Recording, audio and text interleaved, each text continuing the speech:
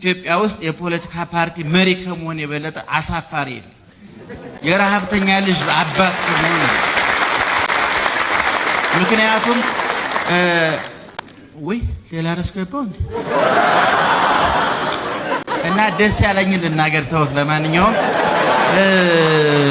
ርዕሰ መስተዳድሩ አቶ ሙስጠፋ የሉም ተብሏል። አንዱ ደስ ያለኝ በመገኘታቸው፣ አንዱ ደስ ያለኝ አሁን ባለመኖራቸው እንደ ልባችን እንድናወራ ማለት ነው።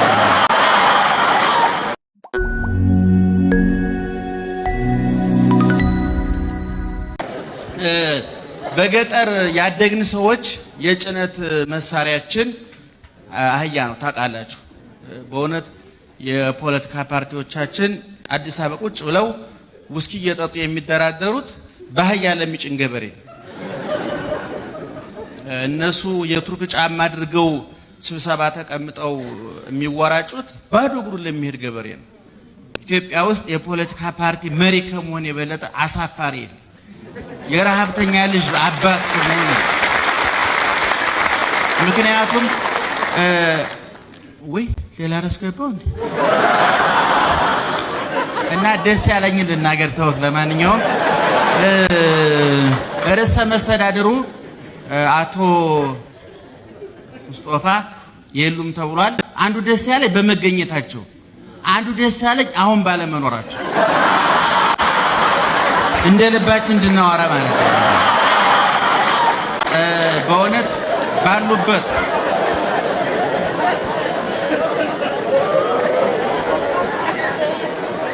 ሲጨርሱ ንገሩ።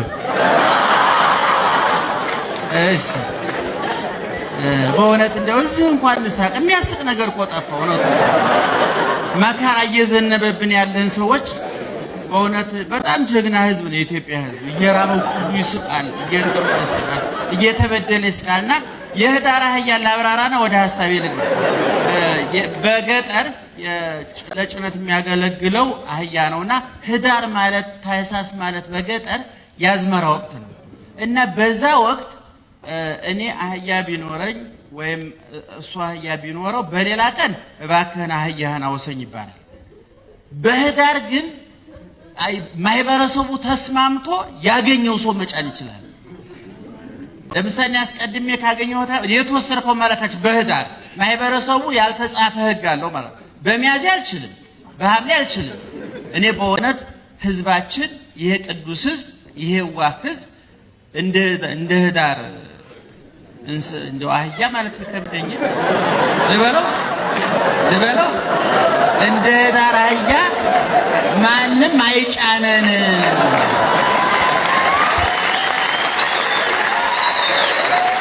እና ብዙን ጊዜ አንድ የንስሐ አባት ጀማሪ ክርስቲያን የንስሐ ልጅ አለቻቸውና ዘወትር እየመጣው ህልማየሁ ትላቸዋለች።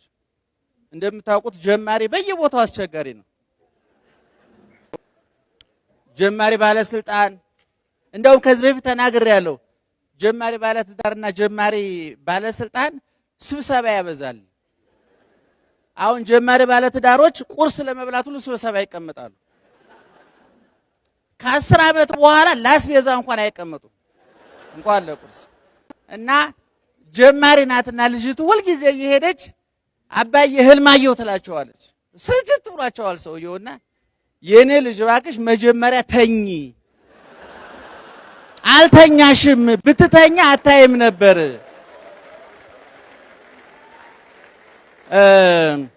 በቀደም አንድ ፕሮግራም ላይ አንድ ሐሳብ አቅርቤ ነበረ። እኔ በጣም ጥቂት ሰዎች ስለነበሩ እዛ ላይ ሐሳቡን መልሼ ላቅርበው። አላርም ሁላችሁም ታውቃላችሁ። አንዳንድ ሰዎች ሌሊት መንቃት ይፈልጉና አላርም ይሞላሉ። አላርሙ ያው ሰውየው ጭልጥ ያለ እንቅልፍ ላይ ነው፣ ይቅርብኛል ጮህም አይልም። ታውቃላችሁ፣ በግድ ይጮሃል። ሰውየው የሞላው ምን እንዳደረገው ነው? እንዲቀሰቅሰው ነው። አላርሙ ሲጮህ ልባም ከሆነ ብድግ ብሎ ይተጣጠብና ወደ ስራው ይሄዳል። እንቅልፍ ሲያሸንፈው ግን ራሱ የሞላውን አላርም አፈር ያስበላልና አጥፍቶ መልሶ ይተኛል። እኔ ሀገር በየጊዜው አላርሞች ኖሯታል። አፄ ኃይለ ሥላሴ በ53 ዓመተ ምህረት መንግስቱ ነዋይና ገርማሜ ነዋይ የሚባሉ አላርሞች ተነስተውላቸው ነበር። ከእንቅልፋቸው ከመንቃት ይልቅ አላርሞቹን አጠፏቸው። በጣም ስህተት ሰሩ።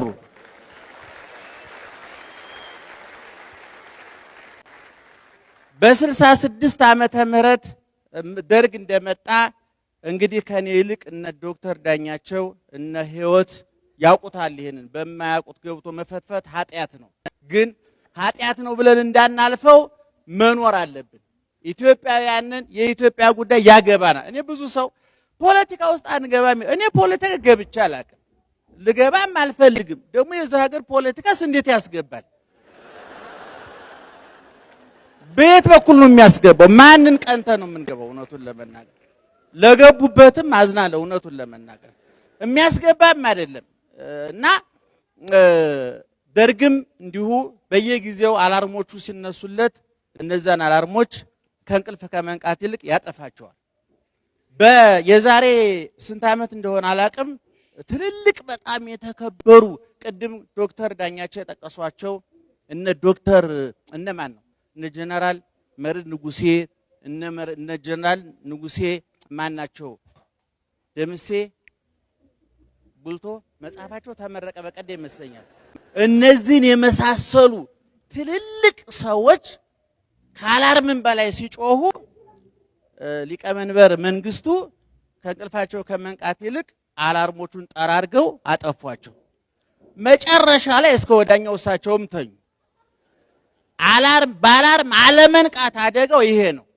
በትዳራችን አላርም አለ፣ በንግዳችን አላርም አለ፣ በየቦታው አላርም አለ። አላርሞቹን እያጠፋን ለጥ ብሎ መተኛት እስከ ወዳኛው ሞት ያመጣል።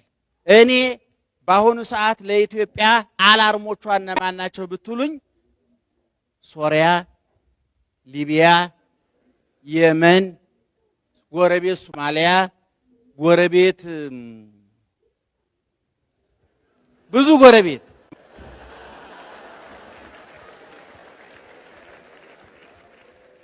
እኔ እነዚህን አላርሞች አለመስማት ምናልባት እነሱ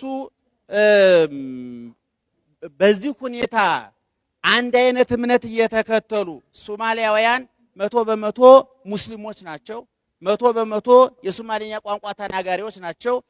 30 ዓመታቸው ነው። ይሄው እንደምትሰሙት ነው። እኛ በጣም ብዙ አይነቶች ነን፣ ብዙዎች ነን። ነገር ግን አሁን የምናያቸው አዝማሚያዎች አላርሞች እየጮሁ ነው፣ ንቁ እያሉን ነው። እኔ ሶሪያ ያለውን አላርም ዛሬ ከፕሮፌሰር ነብዩ ባየ ጋር በመኪና እየሄድን አንድ ቦታ ላይ በመስኮት በኩል የሶሪያ የኔ ቢጤዎች መጡ።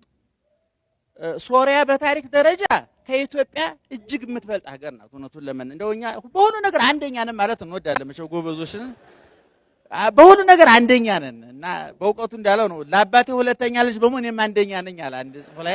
እንደው እንደዚህ አይነት ያጠቃና መጽሐፍ ቅዱስ 40 ጊዜ ተጠራም ብለንኛ ያዙ ይልቀቁኝ እናለን። ሶሪያ ግን መጽሐፍ ቅዱስ በሙሉ እሷ ናት፣ ግን ከመፈራረስ አልተረፈችም። ምክንያቱም መሪዎቿ አላርሙን መስማት አልቻሉ። እኔ ቅድም ዮናታን ፓስተር ዮናታን እንደተናገረው ለውጥ ምንጊዜም ነውጥ አለው፣ ችግር አለው። መጽሐፍ ቅዱስም የሚለው አንድ ሴት ስትወልድ ብዙ ስቃይ ታያለች። ወልዳ ልጁ ስትስም ምጡን እርሽው ልጁን አንሹ ይባላል። ምጥ የደስታ ዋዜማ ነው። ሊነጋ ሲል ይጨልማል ነው። ብዙ መከራዎች አይተናል። እኔ እዚህ ሀገር በቀደም እያልኩ ነበር ተፈናቃዮች የሚባሉት እኔ ያልተፈናቀለ ኢትዮጵያዊ የለም፣ ሁሉም ተፈናቅሏል። ግን መፈናቀል ሁለት አይነት ነው። አፈናቃዮች ከአይምሯቸው፣ ተፈናቃዮች ከኑሯቸው ነው የተፈናቀሉት።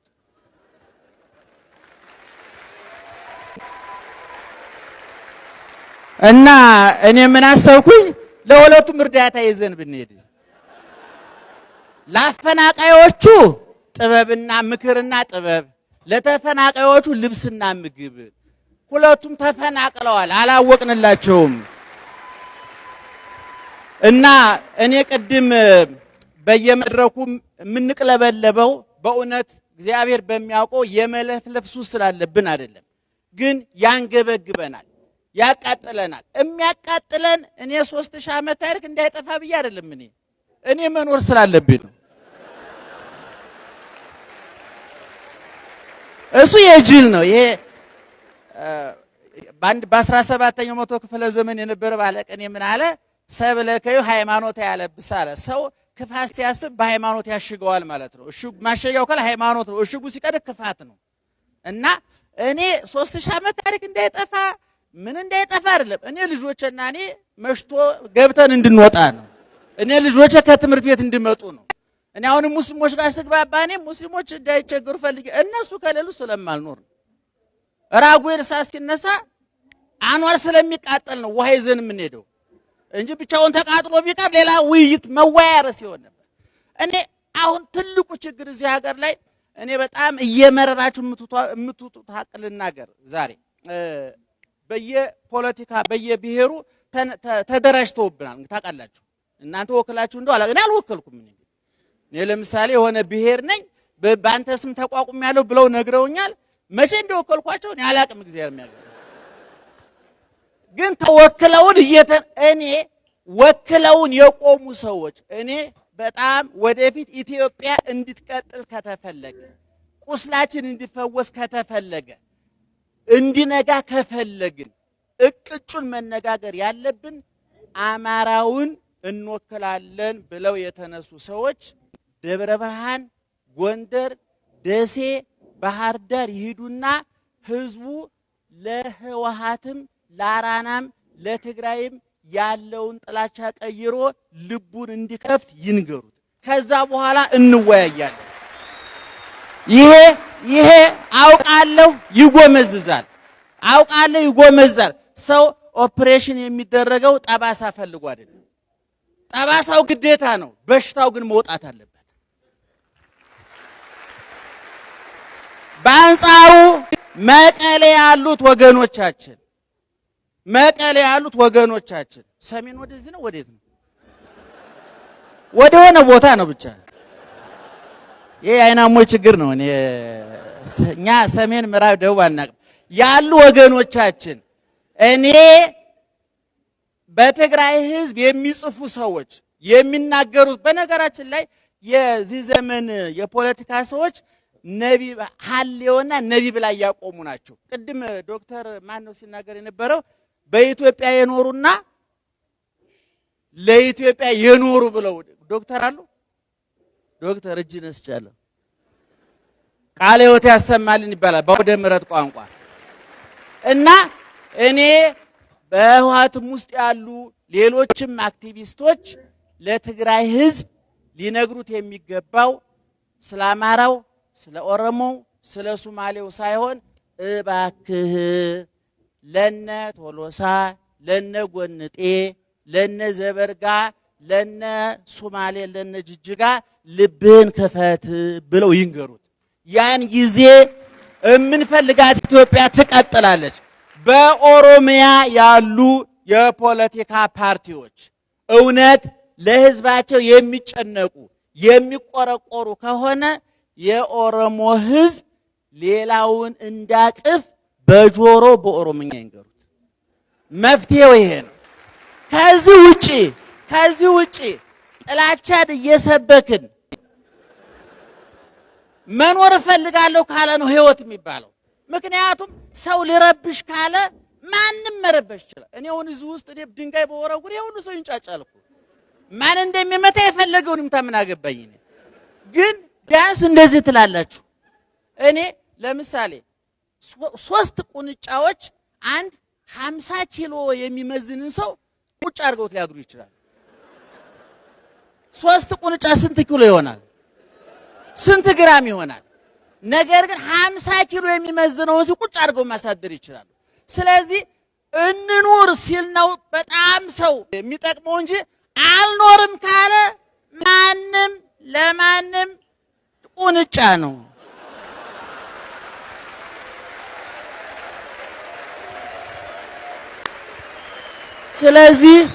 ስለዚህ እኔ መቼም መብትና ግዴታ አብሮ ይሄዳል። እኔ መብትና ግዴታ የሌላቸው ወይ ነፍስ ያላወቁ ህፃናት ወይ ነፍስ የረሱ የአእምሮ በሽተኞች ናቸው። ሰው ነፍስ ያላወቀ ህፃን መብትም ግዴታም የለበትም፣ መብት ብቻ ነው የሚጠቀመው። የአእምሮ በሽተኛም መብት የለውም። ታውቃላችሁ፣ አስቦ ሰርግ የሚጠራውም የለም፣ ለቅሶ ቀረ ብሎ የሚወቅሰውም የለም። ምክንያቱም ከማህበረሰቡ ሀዲድ ውጭ ነው፣ ከመስመር ውጭ ነው። እዚህ ሀገር ህፃናት አይደለንም፣ ነፍስ አውቀናል። የአእምሮ በሽተኛ ነፍስ አልረሳንም። መብትና ግዴታችንን እንወጣ። እኔ አንድ የሰው ልጅ የሚያጠናው አላገኘም እንደምታውቁት።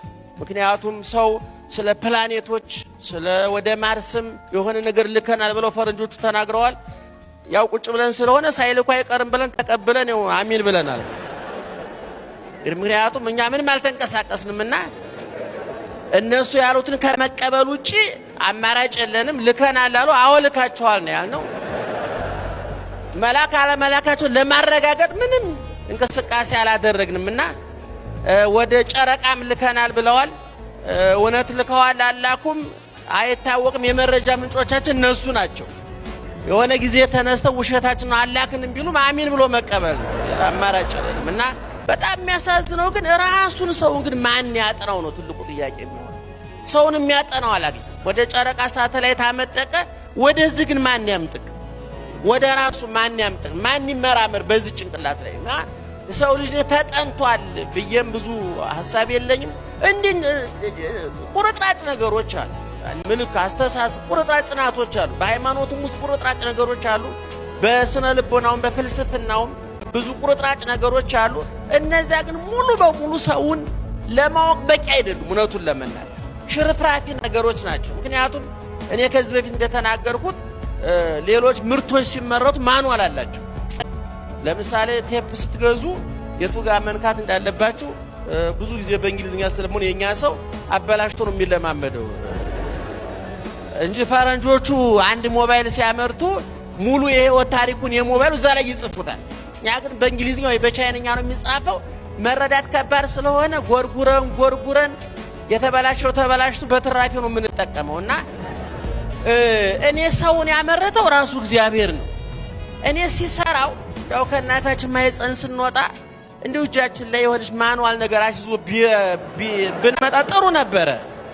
ግን ማኑዋሉ አልተገኘም አሁን እስካሁን ድረስ። ለዚህ ነው አሁን ለጋብቻ ስንጠናና ማኑዋል የሌለው ነገር ነው እያጠናን ያለ። ምን ማረጋገጫ የለውም። ለዚህ ነው 7 ዓመት ያጠናችው ወንድ ወይም ያጠናች ሴት በ7ኛው ዓመት የለችም። ምክንያቱም ያለ ማኑዋል በዳበሳ ነው እየተጠና የነበረው። ለዚህ ነው አንዳንድ ጊዜ አንዳንድ እህቶች ብዙ አጥንቸው ነበረ ግን አልተጠናም፣ መጀመሪያ አልተገኘም እውነቱን ለመናገርና እኔ ሰውና ይሄ ነው ብሎ አፍን ሞልቶ ለመናገር አልተቻለም። ምክንያቱም ራሱ እግዚአብሔር ቢነገር ጥሩ ነበር። ሰው እግዚአብሔር በጥቅሉ የነገር ሰው ጥሩ ነው ብሎ ነው፣ ሰው ክቡር ነው ብሎ ነው የነገር።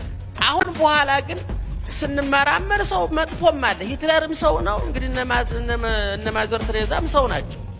ይሁዳም ሰው ነው፣ ጴጥሮስም ሰው ነው። እንግዲህ በሆር ቀዶ የሚበትነው ዱርዬም ሆር ቀዶ የሚጠግነው ዶክተርም ሰው ናቸው። እንግዲህ የሰው ሆር 2 ጊዜ ይቀደዳል ይባላል። ዱርዬም ይቀደዋል፣ ዶክተሩም ይቀደዋል። የዶክተሩ ቀዶ ጥገና ሲባል የዱርዬው ደግሞ ቀዶ ብተና ነው የሚባለው እና ከየትም ተነስቶ ሊበትነው ይችላልና አቤት መበተኑ ደስ ብሏችሁ ነው።